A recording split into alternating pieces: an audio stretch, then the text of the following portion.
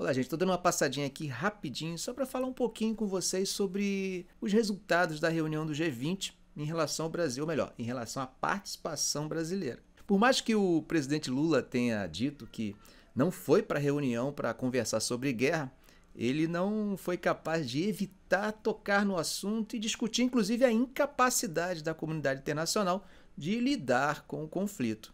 Ele salientou, por exemplo, que o sistema internacional, principalmente as Nações Unidas, estão numa organização, numa arquitetura arcaica, e essa condição de arcaica acaba contribuindo para a ineficiência dessa instituição em resolver uma questão que é um tema, que é a matéria da sua existência. Ou seja, guerra, segurança internacional. Ele acabou afirmando que a ONU hoje não tem envergadura moral nem ética para discutir o assunto do conflito, justamente porque os 5 membros permanentes têm, de alguma forma, envolvimento com as controvérsias entre Ucrânia e Rússia. E é interessante pensar como diversos outros conflitos internacionais acabam não tendo a mesma atenção que o conflito na Ucrânia. Isso não quer dizer que a invasão da Ucrânia pela Rússia não seja uma questão grave e problemática. O que eu quero chamar a atenção é para o fato de que outros conflitos também tão importantes, de tanta gravidade, por que eles são menosprezados? Questões como Nagorno-Karabakh, que é o conflito entre os azeres e os armênios, será que não merece a atenção da comunidade internacional? A questão da ocupação da Palestina. Que considerações se faz sobre o invasor? Há justificativas racionais? Ou quem invade não tem razões ou justificativas para manter a ocupação? A questão do Sudão, a questão do Iêmen, será que seriam questões menores que seriam capazes de conceder à comunidade internacional o sono dos justos? Para o presidente Lula, a incapacidade do Conselho de Segurança de resolver essas questões está exatamente no fato de que os 5 membros permanentes são parte da questão em debate. E como eles têm o poder de veto, eles acabam gerando uma paralisia no Conselho.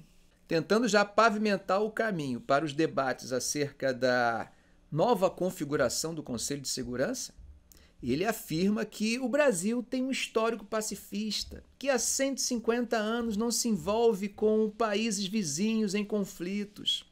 E também destaca que a América do Sul tem o condão de não possuir armas atômicas. Atirando para todos os lados, ele também lança a ideia de uma convenção que discuta o desarmamento nuclear do mundo.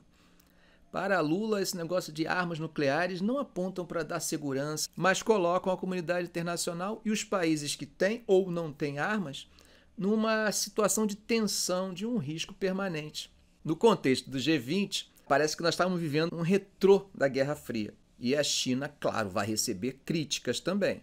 Um dos pontos centrais das críticas, os objetos dessas críticas, seria a liberdade de expressão.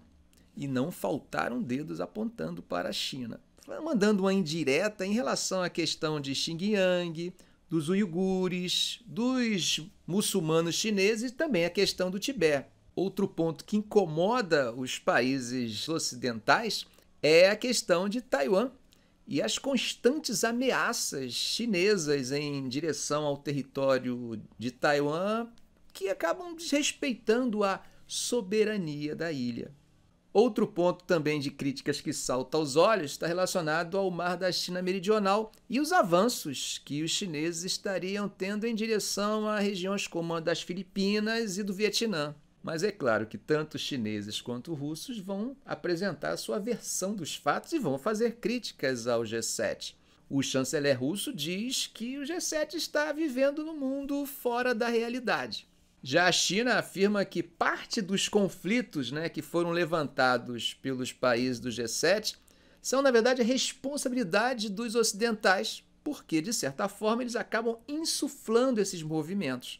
Mas voltando ao Brasil e sua participação como convidado no grupo do G7, algo que acabou atraindo o holofote da imprensa foi a chegada inesperada do presidente ucraniano, Zelensky.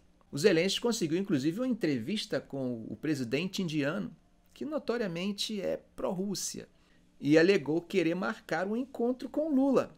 O governo brasileiro acabou demonstrando um certo desconforto com a situação.